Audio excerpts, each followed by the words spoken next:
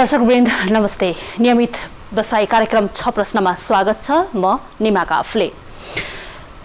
माग पूरा गराउने नाममा कुन हदसम्म उत्रन मिल्छ, यो प्रश्न अहिले अस्पतालहरूतर्फ केन्द्रित भएको छ।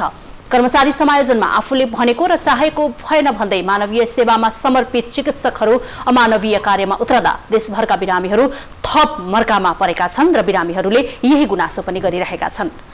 संघीय मामिला तथा सामान्य प्रशासन मन्त्री लालबाबु पण्डितको शब्द सापटी लिने हो भने आन्दोलनमा उत्रिएका चिकित्सकहरू संघीयता विरोधी हुन् र कुनै हालतमा उनीहरूको माग पूरा हुने छैन भन्ने अभिव्यक्ति छ।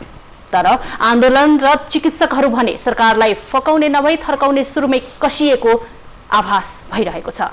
के हुन्छ त अब? बिरामीले अझै कति शास्ति भोग्नु पर्ने हो? यी लगायतका प्रश्नको जवाफ खोज्नका निम्ति आज हामीसँग स्टुडियोमा हुनुहुन्छ सरकारी चिकित्सक संघका केन्द्रीय सदस्य डाक्टर कृतिपाल सुवेदी। स्वागत छ यहाँलाई। हजुर, धन्यवाद। सेतो कोटमा कालो धब्बा लगाउन मिल्छ? बिल्कुलै हामीले चाहेको चाहिँ सेतो कोटमा कालो धब्बा लगाउने होइन।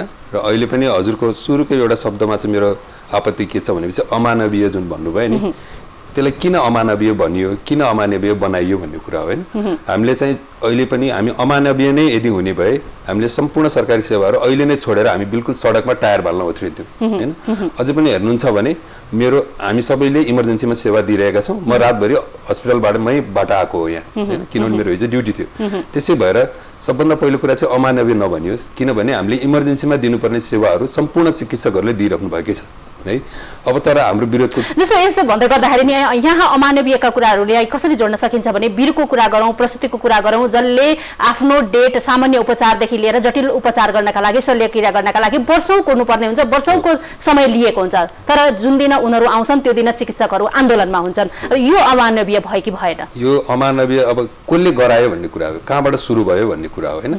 हामीले चाहिँ सरकारलाई विगत 6 महिनादेखि अब समायोजनको प्रोसेस सुरु हुने बित्तिकै चिकित्सकहरूलाई अरू निजामती कर्मचारी सेवा समायोजन नगर्नु होला, यसले चाहिँ अप्ठ्यारो पर्न जान्छ भन्दै स्वास्थ्य मन्त्रालय घचघचायो, सामान्य प्रशासन मन्त्रालयलाई घचघचायो। स्वयं मन्त्रीजी लालबाबु पण्डितज्यू जो आज हामीले गाली गर्दै हुनुहुन्छ नि, उहाँलाई त हामीले कति पटक भेटिसक्यौँ होइन। उहाँहरूले के भन्नुभयो, तपाईँहरूको माग जायज छ हो, यसरी त गर्न सकिन्न, अप्ठ्यारो पर्छ भन्नुभयो होइन। भन्दै जाने स्वास्थ्य मन्त्रालयसँग त 7 बुझे सहमति नै भयो। स्वास्थ्य मन्त्रालयले के फिल गर्यो, हो ठिक हो, तपाईँहरूले भनेको ठिक हो, तपाईँहरूलाई सङ्घ अन्तर्गत राखेर नै परिचालन गर्नुपर्छ, नभए हामीलाई नै अप्ठ्यारो हुन्छ, किनभने हाम्रो मन्त्रालय भनेको त स्वास्थ्य मन्त्रालय हो। उसले त्यो लगायतका अरू 7 बुझे हामीसँग सहमति पनि गर्यो होइन, जसमा चाहिँ हाम्रो वृत्ति विकासमा नरोकिने, हामीलाई जहाँ आवश्यकता पर्छ त्यहाँ अनुसार खटाइ नै भन्यो होइन। भन्दै समायोजन ऐन आयो, बुझ्नुहोस् है। समायोजन ऐन आएपछि समायोजन ऐनमा केही कुरा लेखिएन। समायोजन ऐनमा के मात्रै भनियो त भन्दाखेरि तपाईँलाई स्थानीय तह, प्रदेश वा सङ्घ अन्तर्गत खटाइँदैछ र तपाईँ त्यहाँ गएपछि फर्किने बाटो छैन है। फर्किने बाटो छैन भन्दाको मतलब एउटा MBBS गरेको डाक्टरलाई स्थानीय तहमा खटाइयो। स्थानीय तहमा खटाइएपछि उसले MD गर्न आउनु पर्यो, पढ्नु त पर्यो नि। मैले पढ्न पाउँछु त भन्न पाउनु पर्यो नि।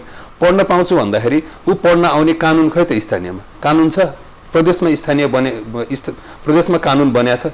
म कुन कानुन अन्तर्गत गएर काम गर्ने हो? अनि हामीले के भने पहिला बाबा कानुन बनाइदिनुहोस्। मैले कति वर्षमा हुनसक्छ मेरो प्रदेश 5 मा समायोजन भएको छ, प्रदेश 1 ले एकदम राम्रो कानुन ल्यायो भने म प्रदेश 1 मा जाने इच्छा व्यक्त गर्छु कि तल केही कानुन छैन, अँध्यारो इनार छ, हामफाल भन्दैछ सरकार हैन। हामीले चाहिँ के भन्यौ, अलिकति व्यवस्था गरिदिनुस्, कानुन बनाइदिनुस्। हामी हेर्छौँ नि, हामी जान मन लाग्यो किन नजाने? अहिले सेवा सुविधा निजामतीलाई एक तह वृद्धि गरेर पठाइदैछ, खै त चिकित्सक र प्राविधिकहरूलाई। निजामती सेवा ऐन अन्तर्गतकै कुराहरू गर्दाखेरि जसरी यो बनाइयो, यति बेला सरकारी चिकित्सक संघबाट पनि छलफलका लागि आउँछन् सचिव, सहसचिव स्तरका व्यक्तिहरू अहिले पनि सरकारकै मातहतमा काम गरिरहेका छन् र उनीहरूकै छलफलमा यो काम हुन्छ।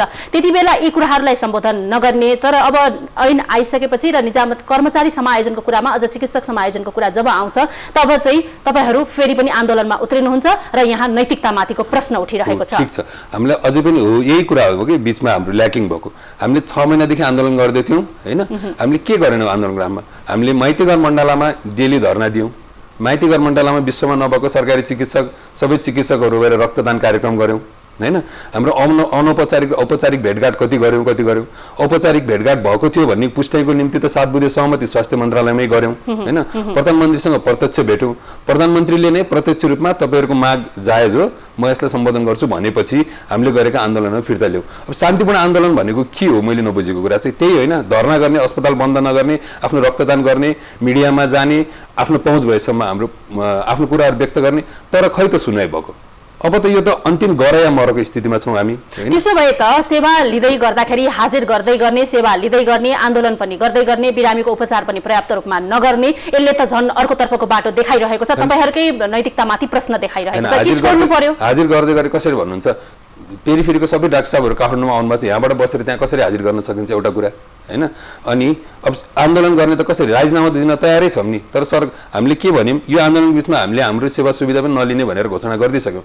सरकारलाई पनि हामीले भन्दिसक्यौं हामीले काम गरेका छैन भने तलब काट्नुस् त्यो त स्पष्ट छ नि हामीले त्यो हाम्रो विज्ञप्ति मार्फत मन्त्रालयमा पनि बुझाइदिसक्यौं एउटा कुरा चाहिँ है अनि शान्तिपूर्ण आन्दोलन गर्दा गर्दै सरकार सुन्दै नसुन्ने हैन त तल जानुपर्छ तल गएपछि माथि फर्किने बाटो छँदै छैन भन्ने अब गर्दा आज कति दिन भयो हेर्नुस् त 6औं दिन भयो कि भएन हामीले आन्दोलन गरेको कहीं छ सुनवाई तपाईहरु हामीलाई आन्दोलन यो स्वास्थ्य मन्त्रीले कारबाही हुन्छ भनेर भनिराख्नु भएको छ हजुर त्यही हो त तपाईले चाहेको नि त्यही हो हामीले चाहेको नि त्यही हो त अब कारबाही गरेर उपाय समस्याको समाधान हुने भए गरेर देखाउनुस् हामी त भनिरहेका छौं यस्तो अवस्थामा कसरी जाने भन्नु न मलाई एउटा कुरा बुझाइदिनुस् एउटा प्रदेश अहिले जुन समायोजनको सूची आयो प्रदेश नम्बर 7 ले 15 वटा डाक्टर पाए प्रदेश नम्बर 6 ले 15 वटा डाक्टर पाए प्रदेश नम्बर 7 ले 8 वटा डाक्टर पाए यही हो तपाई हामीले खोजेको समायोजन पहिला कति डाक्टर थिए त्यहाँ त्यसको सेती अञ्चल अस्पतालमा 15 जना डाक्टरबाट 2 जना डाक्टरमा घटाइयो यही हो हामीले खोजेको समायोजन हामीले त के भन्यो सरकारले यसको विकल्प पनि स्पष्ट रूपमा हामीले खाका पेश गरेका छौं कि यहाँ कुनै सरकारी चिकित्सकले आफ्नो तलबको लागि आन्दोलन गरे बिरामीलाई मर्का बारे हामी क्षमा प्रार्थी छौं हामीले पहिलेदेखि भनिरहेको तर हाम्रो लागि गरेको आन्दोलन होइन मैले मेरो तलब बढाइदेऊ मलाई काठमाडौँमै बस्न देऊ मलाई पेरिफेरी जान नदेऊ दुर्गममा जान नपठाऊ भनेर आन्दोलन गरे होइन नि हामीले के भन्यौं भनेपछि हाम्रो चाहिँ तह अनुसार समायोजन भयो कि म 8औं तहको डाक्टर 9औं तहको डाक्टर भनेर हेर्नु न तपाईसँग मेरो प्रथम भेटमै हजुरले मलाई सोध्नु भयो नि तपाई के को डाक्टर साहब तपाई कुन विषयको डाक्टर हो भनेर सोध्नुहुन्छ हो हैन तर सरकारले के भने त 8औं तह होस् कि 9औं तह होस् 10औं तह होस् भने हैन म 8औं तह भए पनि 9औं तह भए पनि मेरो विशेषज्ञता छुट्टै छ नि त्यो पो पहिचान हुनु पर्यो भनेको हामीले एउटा म तपाईलाई धेरै उदाहरण दिन्छु एनेस्थेसियाको डाक्टर साहब भनेको बियोस पानी डाक्टरहरु हो सबैलाई संघ अन्तर्गत ल्याएर राखिदियो हैन अनि म एउटा सर्जन हो म गाइनीको सर्जन हो मलाई चाहिँ तल जा भन्यो मेरो बियोस पार्दिने कसले सरकार लालबाबु पण्डितज्यू आएर पार्नुहुन्छ मन्त्रालयको मान्छेहरु आएर पार्छन् मलाई बियोस पार्न त मेरो एनेस्थेसियाको डाक्टर चाहियो नि मलाई हैन मेरो बिरामीलाई भिडियो एक्सरे गरिदिने कसले सबै रेडियो थिए रेडियोलोजी अल्ट्रासाउन्ड सिटी गर्ने डाक्टर साहबहरु संघ अन्तर्गत तान्दिने अब बुटलमा कसले भिडियो एक्सरे गर्ने प्युठानमा कसले भिडियो एक्सरे गर्ने झापामा कसले भिडियो एक्सरे गर्ने मलाई भन्दिनु न यो कुराको समाधान यसरी आउँछ अनि मलाई कारबाही गरेर हाम्रो सरकारी चिकित्सकलाई कारबाही गरेर भोलि त्यो समस्या समाधान हुन्छ समस्या समाधान हुन्छ भने सरकारले त्यही गरोस् हामी त भनिरहेका छौं यदि हामीले गरेको अनि एकचोटी बोलाएर हामीलाई मन्त्रालयले भनिदियोस् डाक्टरहरु तैले गरेको आन्दोलन तुक छैन हैन तैले आफ्नो लागि मागिरहेछस् तेरो आन्दोलन तुक छैन भनेपछि कारबाही गर्नुस् अथवा हामी राजीनामा दिएर जान्छौं त्यसको त स्पष्ट खाका छ कि यहाँ कुनै निरर्थक भनिराख्ने संघीय मामिलाले निरर्थक भनिराख्ने सरकारी पक्षबाट निरर्थक भनिराख्ने तपाईहरुको आन्दोलन चाहिँ कहिलेसम्म यो सार्थकता त कहिलेसम्म जहिले स्वास्थ्य अहिलेसम्म 6 दिन हुँदा प्रधानमन्त्रीलाई स्वास्थ्य मन्त्रीज्यूलाई लालबाबु पण्डितज्यूलाई त लाग्नु पर्यो नि त जनताले दुःख पाइरहेको छन् भनेर लाग्नु पर्दैन उहाँहरुलाई हामीले भनिरहेका छौं एकचोटी वार्तामा बोलाउनुस् औपचारिक वार्ता सुरु गरौँ यसरी त हामीलाई प्रेसर त हामी स्थगन गर्नमा जानु पर्दैन त्यसपछि हामी त्यो बुझ्दैनौं र जनताको पिरमा पाएको त मैले बिरामीको उपचार गर्न पाए के जाने छु र 3-4 महिनामा आएर मात्रै मैले यो टेलिभिजनमा यो मिडियामा बोल्न जानेको त्यो भन्दा अगाडि त म आफ्नो कामै गरेर बसिरहेको उहाँहरु जस्तो वर्षौं एक थरी बोल्ने एक थरी काम गर्दै त हिडे हैन हामी चिकित्सकहरु आफूले जानेको काम गर्ने नै हो त्यही नै गर्न खोजेको अहिले पनि हिन्दा बोध छ त्यही अस्पतालमा हामी लुकेर कोठामा बसेका त छैनौं नि त त्यही बिरामी आएको बिरामीहरुलाई फेस गरेर उहाँहरुलाई सम्झाइ बुझाइ पठाइरहेका छौं हैन तर कारबाही गर्छ भने कारबाही गरेर देखाओस् हेर्नुस् हैन नभए वारपार गर्ने स्थिति छ सरकारलाई लाग्छ हाम्रो माग बिल्कुल नाजायज छ भने मिडियामा गएर भन्ने हैन हामीलाई वार्तामा बोलाउनुस् तपाईहरुको माग नाजायज छ हामी तपाईलाई कारबाही गर्छौं भन्नुस् हामी कारबाही गर्न तयार छौं भोग्न तयार छौं नजिरहरुको कुरा गर्दाखेरि केन्द्रको वरिपरिमा घुमिरहने परिपाटी त्यसैगरी प्राइभेट क्लिनिकहरु खोल्ने उदाहरणहरु प्रशस्त दूरदराज ग्रामीण अस्पतालहरुमा जान नमान्ने समस्या यीहरु पनि त छन् नि हो तपाईले भनेको ठीक हो हैन तर खै कहाँ भन्नुहुन्छ तपाईले अहिले सेती अञ्चल अस्पतालमा मैले उदाहरण दिएका छु 15 जना कन्सल्टेन्ट त्यो काठमाडौँको वरिपरिको अस्पताल हो मलाई भन्दिनु न अहिले सबभन्दा हाम्रो स्वास्थ्यको के फाइदा थियो भनेपछि एउटा स्वास्थ्य नियमावली थियो कि त्यसले चाहिँ के गर्यो भन्दाखेरि सरकारहरू के अरे डाक्टरहरू दुर्गममा गयो भने उनीहरूलाई छात्रवृत्तिमा सरकारले एमडी एमएस पढाइदिने सुविधा थियो हेर्नुहोस् है। म पनि 2066 को लोकसेवा हो, मैले चाहिँ बाजुराको कोल्टी जान खोजेँ, मैले सकिनँ किनभने मेरो सोर्स थिएन। तछाड मछाड थियो दुर्गम जानलाई। किन त भन्दाखेरि त्यो तलब पाइन्छ त्यहाँ प्राइभेट चल्छ भनेर गएको हो र डाक्टर? तपाईँ भन्नु न, त्यो बाजुराकोमा कुन ठाउँमा प्राइभेट चल्छ भन्नु न मलाई होइन। सेवा गर्छु 2 वर्षमा सेवाको फल मलाई सरकारले एमडिएमएस पढाइदिन्छ होइन। अब तपाईँ कोल्टीमा गएको डाक्टर एमडिएमएस मैले मानौँ एनेस्थेसिया विशेषज्ञता पढेँ, म फेरि कोल्टीमा गएर काम गर्न सक्छु र? त्यहाँ त प्राथमिक स्वास्थ्य केन्द्र मात्रै छ नि त होइन। त्यसपछि त अर्को आउँछ नि एमबिबिएस गरेको डाक्टर, उसलाई त्यहाँ पठाइदियो, मलाई जहाँ आवश्यकता छ त्यहाँ पठाइदियो, त्यही मात्र हो, एकदम सहज छ। हामीले भनेको सङ्घ अन्तर्गत राख होइन, जसरी मिलाउँ सङ्घ अन्तर्गत राख, जे गर हाम्रो। यो भन्दै गर्दाखेरि केन्द्र मातहतमा रहनुपर्ने तर खटाएको ठाउँमा जान नपर्ने, यसले त सङ्घीयतामा प्रहार गरिरहेको पनि आवाज भइरहेछ। जाने नगएर कसरी हुन्छ? अहिले सबैलाई केन्द्र अन्तर्गत राखेर सबैलाई काठमाडौँमा सरकारले कहाँ राख्न सक्छ? त्यो सक्छ, त्यो नचाहिने कुरा गरेर हुन्छ। दरबन्दी पुग्छ, दरबन्दी नभएको ठाउँमा तपाईँ 10 जनालाई सरकारले दरबन्दी छुट्याएको छ भने त्यहाँ 20 जना डाक्टर राख्न मिल्छ। 1400 आरआरीमा हुनुहुन्छ छौँ होइन, हामीलाई त्यो 1400लाई काठमाडौँ राख्न मिल्छ। त्यो नचाहिने हावा कुरा नगरौँ न। त्यो 1400लाई काठमाडौँ राख्न मिल्ने भयो। अहिले हाम्रो सबै आन्दोलनमा 1400 डाक्टर काठमाडौँमा हुनुहुन्छ र होइन। इमर्जेन्सी चलाउनलाई पेरिफेरीमा बस्नु भएकै छ नि त होइन। ओपिडी सेवा बन्द गरियो होइन, तर डाक्टर त बसिरहेको। त्यो नचाहिने दुर्गममा डाक्टर गएनन् भन्ने हेर्नुहोस्, 20 वर्ष अगाडिको कुरा हो होइन। डाक्टरी उत्पादन कम थियो होइन। सरकारी पक्षबाट पनि भइरहेको सेवा सुविधा वृत्ति विकासमा त गरिरहेको भनेर भनिरहेको छ। भर्खरै मात्र यहाँले छात्रवृत्तिको कुराहरू पनि गर्नुभयो, तर अहिले समस्या विशेष गरी समायोजनको समस्यामा चाहिँ अरूलाई आपत्ति नहुने, तपाईहरूलाई नै आपत्ति चाहिँ किन हुने? किनभने म भन्छु होइन, यदि चिकित्सकहरू छुट्टै थिएनन्, निजामती सरकै थिए, बराबरै उहाँहरूको योग्यता दक्षता हो भने किन हामीलाई छुट्टै चिकित्सा ऐन विशेष हो, उहाँहरूलाई छुट्टै ऐन चाहिन्छ भने किन ल्याउनु परेको थियो त? त्यही निजामती ऐनदेखि जेदेखि भइरहेको थियो त्यहीदेखि राख्दै गयो त भइहाल्थ्यो नि त होइन। 10 वर्ष अगाडि 12 वर्ष अगाडि चिकित्सकहरूले आन्दोलन गरेरै सरकारले हो तपाईँलाई छुट्टै हो, तपाईँलाई छुट्टै दिनुपर्छ, तपाईँहरू विशिष्ट हो, तपाईँहरूको आवश्यकता छुट्टै छ भनेरै हामीलाई पहिचान गरे होइन र? अहिले चाहिँ बराबर हो, फेरि 10 वर्षपछि होइन तिमीहरू त बराबरै हो भन्न पाइन्छ। अनि कसरी बराबर हुन्छ? एउटा मैले उहाँहरूको कुनै मानहानि गर्न खोजेको होइन, एउटा सुब्बा खरदारको जुन जब हुन्छ त्यस र हाम्रो जबमा बिल्कुल फरक छ। मैले एमबिबिएस 5 वर्ष गरेँ होइन, त्यसपछि म एमडी गर्छु होइन, त्यसपछि म फेलोसिप गर्छु। मेरो विशेषज्ञता, मेरो विज्ञता, दक्षता त बढ्दै जान्छ नि त होइन। त्यो अनुसारको मैले आफूले काम गर्ने स्थान त खोज्दै जान्छु नि त। म एउटै अस्पतालमा त जिन्दगीभर काम गरेर मेरो दक्षता अनुसार त सक्दैन। हामीले के भन्यौँ कि त मलाई सरकारले एमडी पढाउने आफ्नो लगानी गरेर सरकारले नै पढाएको हो नि त मलाई। अनि अब चाहिँ मेरो एमडी मलाई पढाएको किन त भन्दाखेरि फेरि मैले एमबिबिएसमा जे काम गरेको थिएँ त्यही काम मात्रै गराउनु त होइन नि त। मेरो आवश्यकता त अर्को अस्पतालमा होला नि त। अनि मैले के भने जस्तै अब अहिले मानौँ झापामा एउटा ठुलो गाइनीको अस्पताल खुल्यो अरे होइन, म प्रदेश नम्बर 5 मा समायोजन भएँ मानौँ होइन। अनि म चाहिँ गाइनीमा पनि क्यान्सर सम्बन्धी विशेषज्ञता थप 1 वर्ष पढेको मान्छे होइन।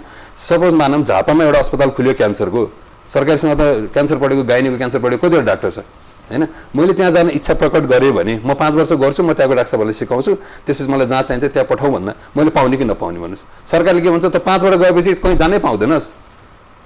यसरी समायोजन गरेर देश र जनताको निम्ति कसरी हुन्छ हेर्नुहोस्। मैले पहिलेदेखि भनिरहेको, हामीले पहिलेदेखि यो चाहिँ के हो, हामीले बिरामीलाई पनि सुई लगाउने बेला भन्छ नि अलिकति दुख्छ है हजुर भनेर पहिला भन्छौँ, अनि मात्रै सुई लगाउँछौँ नि, त्यो त्यही अगाडिको दुखाइ हो हेर्नुहोस् होइन। यसपछि यो समस्या समाधान हुन्छ, तर सरकारले बुझ्नु पर्यो होइन, आम जनताले बुझिदिनु पर्यो कि समस्या कहाँनिर हो। एउटा डाक्टरले देशभरि छरिएर म जहाँ पनि काम गर्न पाऊँ, मेरो दक्षता अनुसार भन्दा नपाउने, अनि त एकै ठाउँमा जानुपर्छ जहाँ चाहिँ ऐन नियमावली सुविधा केही तोकिया छैन त्यसै पठाउने। अब भनिन्छ निजामती ऐनले तोक्छ, खै त त्यो निजामती ऐन आएको? यही सरकारले त्यसको आवश्यकता महसुस गरेको भए यही अधिवेशनमा पारित गर्नुपर्ने होइन? उहाँहरू अरू के पारित गर्न लाग्नुहुन्छ? निजामती ऐनको केही साइज सुरुकै छैन। म यहाँसँग फेरि यो कुरामा आउँछु। दर्शकवृन्द, 6 प्रश्न अझै जारी छ, अहिलेलाई ब्रेक।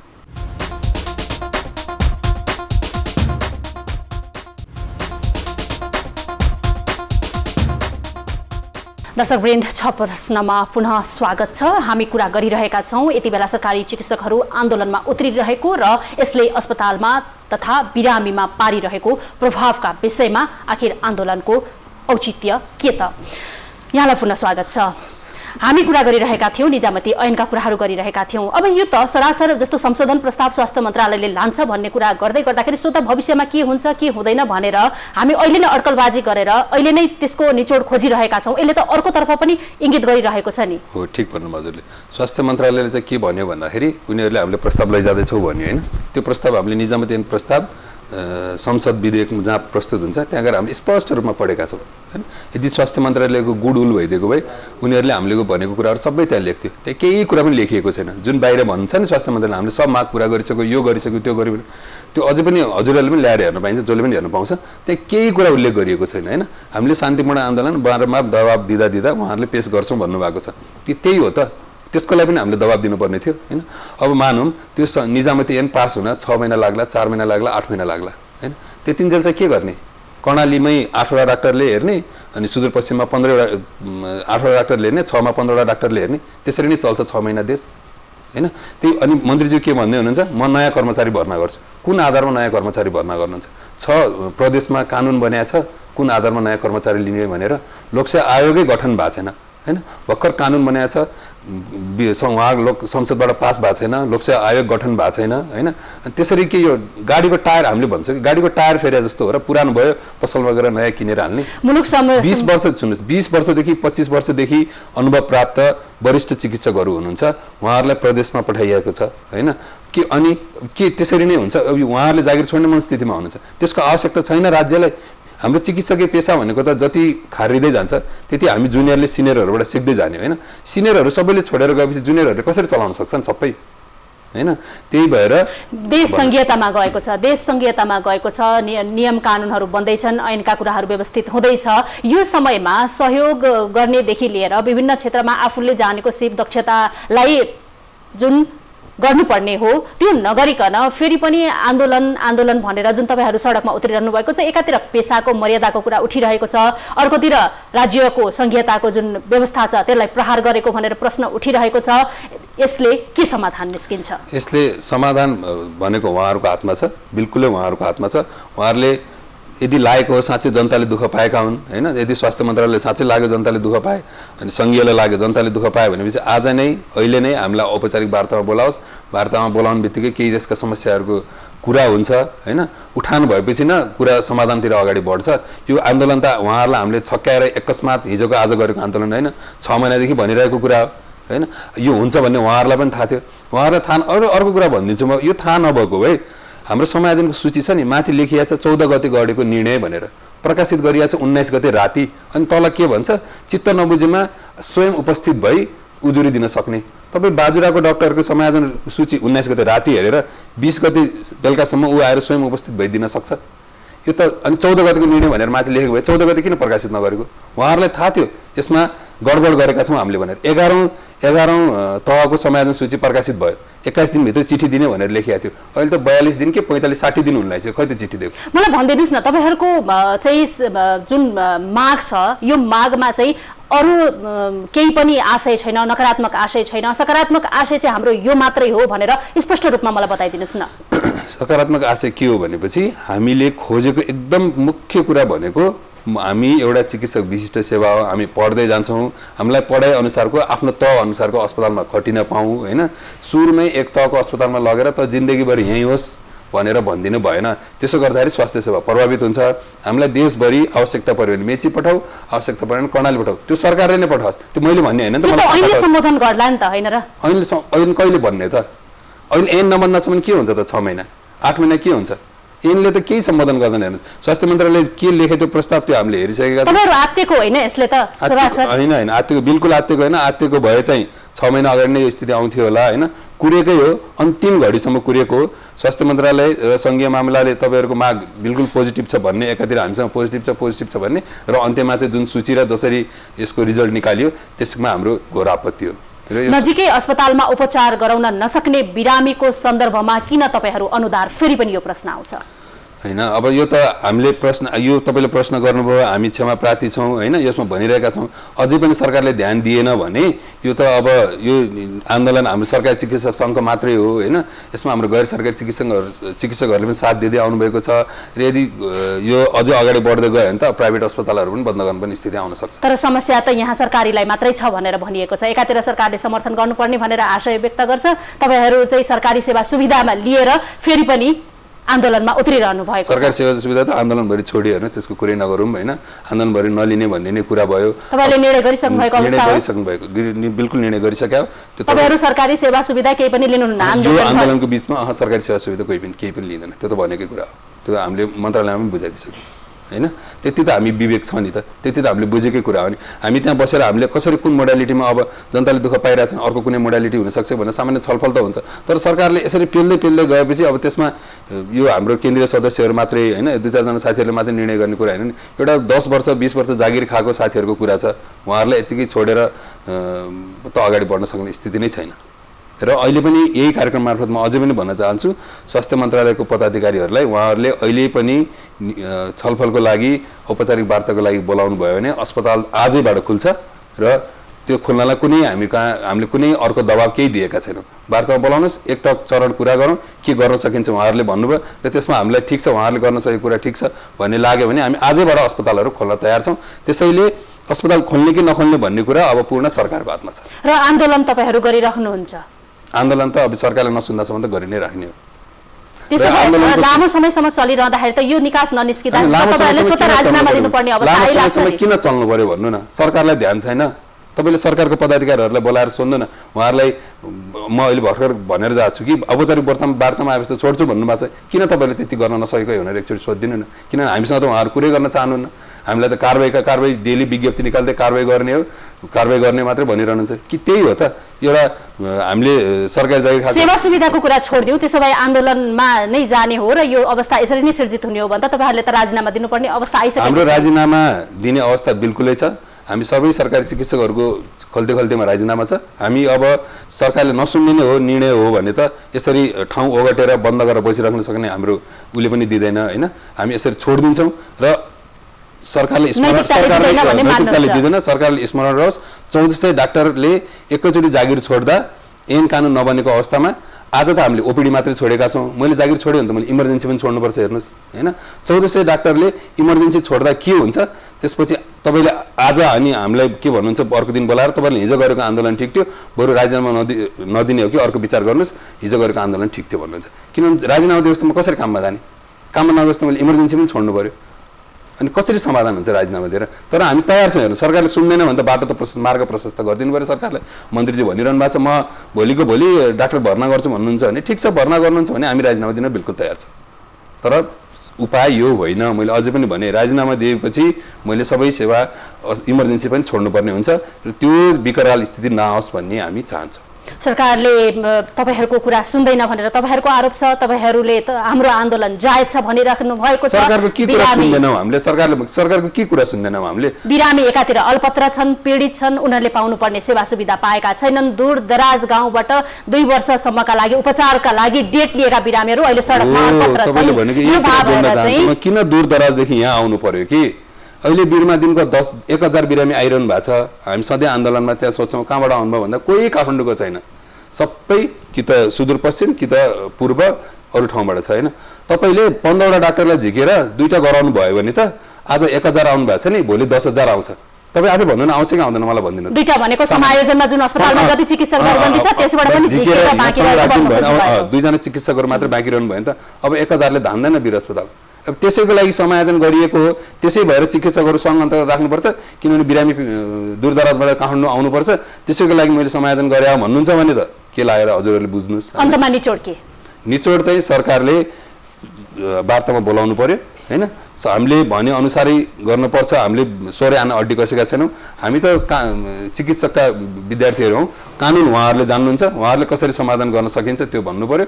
र यदि अहिलेलाई चाहिँ यो समायोजन प्रक्रियाले हाललाई स्थगन गरेर उहाँहरूले हामीलाई कसरी पठाउन सक्नुहुन्छ त्यो बारेमा छलफल गरौँ। हामी दूरदराज जान बिल्कुल तयार छौँ। अझै पनि हामीलाई गलत नबुझाइयोस् र हामी समायोजन विरोधी होइनौँ। यही समायोजनको प्रोसेस अनुसार हामी दूरदराज जान अझै पनि तयार छौँ। हस्, कार्यक्रममा समय दिनुभयो, धन्यवाद। हजुरहरूलाई पनि धेरै धेरै धन्यवाद।